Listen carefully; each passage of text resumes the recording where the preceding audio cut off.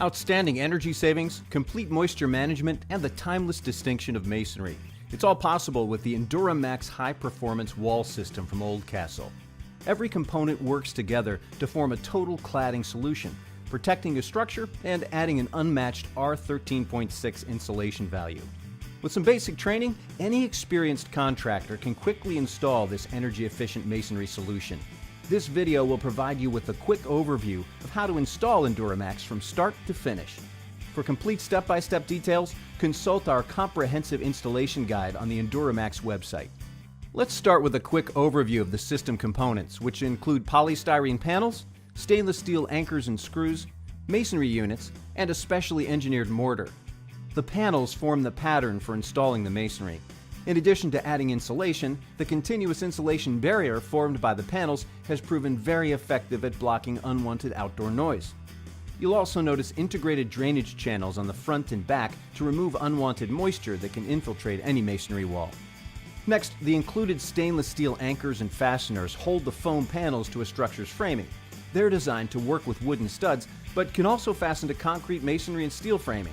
Ask your EnduraMax representative for details. After that are the masonry units.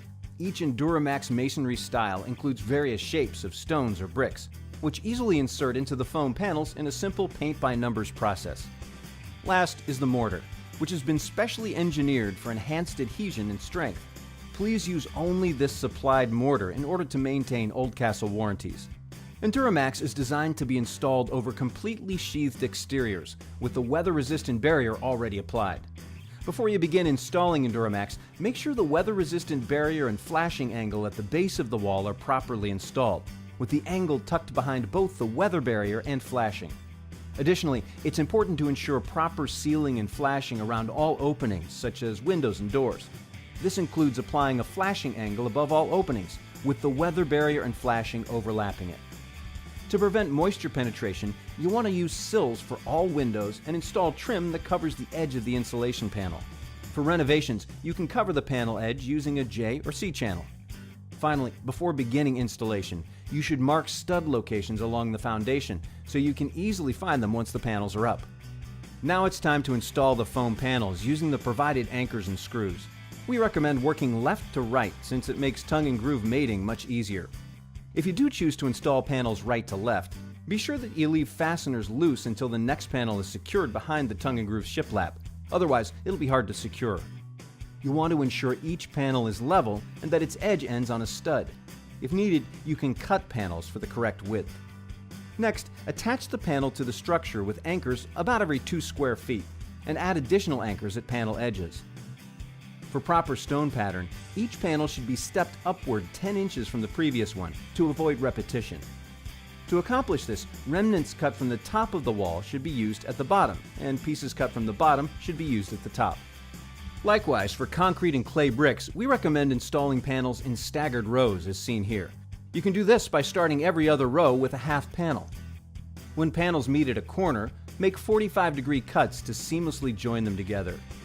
As you install the panels, always ensure that you follow proper movement joint recommendations. Our website provides technical drawings that will help you determine proper movement joint locations. Once all panels are installed, you're ready to insert the masonry units. For stone installations, each foam panel cell is designed to accept a stone of the same size and shape. Simply match the stones to the appropriate cell. When installing brick instead, we recommend laying them out first to ensure proper coursing. As you begin inserting masonry, it's safest to start at the bottom, installing a few bricks or stones in the first row, then working upward. Always install weep holes at the base of the wall and over openings as you go.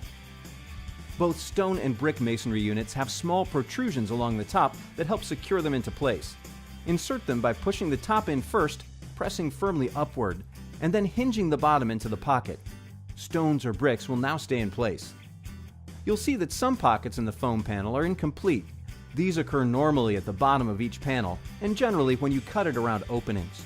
You should use a small dab of foam-friendly adhesive before inserting masonry units in these pockets. To ensure masonry fits in these pockets, you might also need to break the pocket edge to accommodate a larger masonry unit or cut the masonry to fit using a saw or grinder. If you have to cut the masonry for a pocket along the corner of a wall, ensure the cut edge faces toward a mortar joint rather than the visible outside corner. This hides the cut surface and maintains the beauty of the exterior finish. With the proper preparations and technique, it's easy to efficiently apply mortar and keep the job site clean of mortar debris. Before you start, it's a good idea to cover plants and walkways below. The included mortar comes ready to mix and apply. Fill a bucket or mixer with the recommended amount of water and pour in the dry mortar compound through a mesh screen. Then mix to a lump-free paste-like consistency. The mortar is now ready to apply. You can use a manual mortar gun or a pump developed by our research team. As you work your way down the wall, slightly overfill the joints to ensure they'll become nicely compacted after tooling. All that's left is finishing the wall by tooling the mortar joints using a wooden, plastic, or metal striking tool. This helps compact the mortar and create a uniform finish. Wait until the joints are thumbprint hard, which will be when they're dry enough to fall away without smearing. As excess mortar comes out, simply remove it with a brush before it can harden overnight. That's all it takes to start bringing beautiful performance to almost any structure. EnduraMax will now bring years of energy efficiency and protection to the structure while offering the timeless look of masonry. For further details on installation steps, you can access our comprehensive installation guide online at EnduraMaxWallSystem.com or give us a call and we'll gladly provide further assistance.